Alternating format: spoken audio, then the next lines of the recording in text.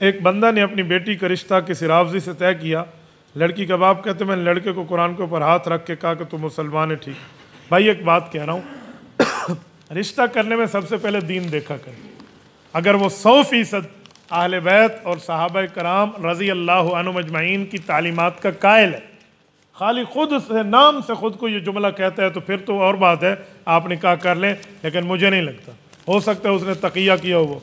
आप किसी आलिम के पास लाइए, किसी मुफ्ती के पास लाइए और पूरी बात देखिए। खाली कुरान पे हाथ रख के आपने रिश्ता कर लिया, कल आपके मामलात ठीक नहीं होंगे, फिर आप रोएंगे। इससे बेहतर है कि आप आकर किसी आलिम से, किसी दारुल इफ्ता से, किसी मुफ्ती से, मौलाना के पास बैठकर बात पूछें, समझाएं, तो फिर ये बात ठीक बनती है। अपनी तरफ से फैसला न करें। मेरा 1 2 3 सवाल। चलो, पहला सवाल, बीवी, ये क्या लिखा हुआ है?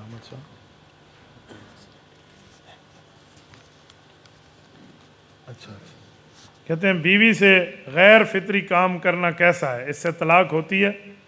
तो बीवी से लिवातत और इस तरह के काम करने को अगर आप जायज़ समझ के करते हैं तो पक्का ठक्का आपका ईमान भी फारेग है और निकाह भी फारेग, बीवी आपसे फारेग। और अगर आप गुनाह समझ के करते हैं तो लानत आप पर फिर भी है, अगरचे निकाह नहीं टूटेगा, लानत फिर भी है। अवयफ़अलुहु मुस्लिमुन, मुसलमान यह काम नहीं कर सकता, इससे बचें। बीवी से हक महर वाले पहले ज़रूरत पड़ने पर, मुझसे नहीं पढ़ा जाता, ये इसने उर्दू भी मेरी आजमाइश के लिखी है। मौलाना मसीह साहब आप पढ़ दें। ये दूसरा सवाल क्या है?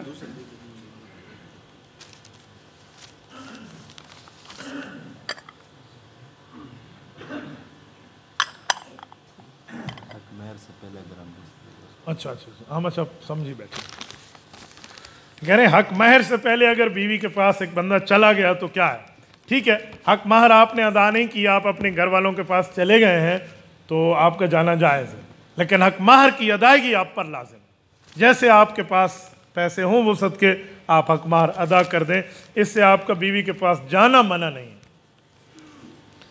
बीवी को दूसरी शादी पर राज़ी किस तरह करें, उसके हुकूक और वजाहत। बड़ा ये बड़ा मुश्किल काम है भाई। हक महर के पैसे तेरे पास है नहीं तो दूसरी शादी करने के चक्कर में लो। यही बंदा जो कहते हैं हक महर के पैसे नहीं है, अब ये दूसरी भी कर रहा है, तो जो तू पहली के हक अदा नहीं कर सकता दूसरी कहाँ से आएगी? और दूसरी बात कि बीवी को दूसरी शादी पर राजी क्यों करते? दूसरी शादी के लिए बीवी की इजाज़त ज़रूरी नहीं है, बीवी को एतमाद में लेना ज़रूरी है। दूसरी शादी की इजाज़त तो अल्लाह ने दी है, बीवी की इजाज़त ज़रूरी नहीं है, एतमाद में लें। ये ना हो कि भाग जाए। एतमाद में लेने का माना ये कि आप उसके सब हुकूक अदा करें। बिल्कुल आपको दूसरी शादी की कोई पाबंदी नहीं है, लेकिन जो औरतें इजाज़त नहीं देती ना, उसकी बुनियाद ये होती है कि वो ये समझती हैं कि मेरे साथ खड़ूस और कंजूस है तो पता नहीं दूसरी आ गई तो क्या करेगा मेरे साथ। वो इसलिए करें। मैं तो उन शोहरों पे हैरान हूँ जो बीवी से घर में झाड़ू लगवाते हैं, कपड़े धुलवाते हैं, खिदमत करवाते हैं, जूती पॉलिश करवाते हैं, कपड़े इस्त्री करवाते हैं, लेकिन उसको खर्च नहीं देते। जब ज़रूरत हो मुझसे मांग लेना, ये कोई बात है भाई? आप उसको उसका खर्च दिया करो ना। तो इस तरह के मामलात होते हैं ना, फिर बीवियाँ इजाज़तें नहीं देती। अगर आप अपनी बीवी के साथ 100% ठीक बिहेवियर रखें, उसके हुकूक अदा करें, अल्लाह का भी हक न खाएं, तो बिल्कुल कोई मना नहीं। ठीक है, नेक बन करें, लेकिन इस पर भी थोड़ा ख्याल। वो कहते हैं ना कि बीवी ने फ़ोन किया ना खावंद को, कहाँ हो? तो खावंद ने कहा बेगम मैं नेक आदमी हूँ, मैं कोई हराम काम नहीं करता, तो मेरे ऊपर एतमाद कर।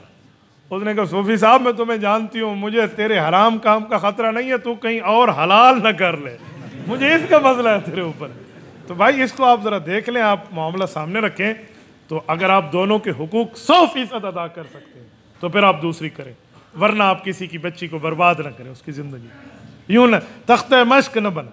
क्यों? हदीस पाक में बंदे ने बीवी के एक के हक दिए, एक के हक न दिए, कल क़यामत में अल्लाह के दरबार में आएगा, उसकी एक साइड को फाले जो चुका होगा। तो ये हाल होगा, इसलिए इससे बच जाए। इसको तोल के लेना पड़ेगा। मौलवी अहमद सारे इकट्ठे देता है। मैं तो कहता हूँ एक दफ़ा बयान करा लो, एक दफ़ा सवालात करा लो। इस्तिखारा में जब पानी नज़र आए तो इसका जवाब दें। पानी देखने की कई वजह होती हैं। अब उसने कैसा पानी देखा है पूरी तफसील दे।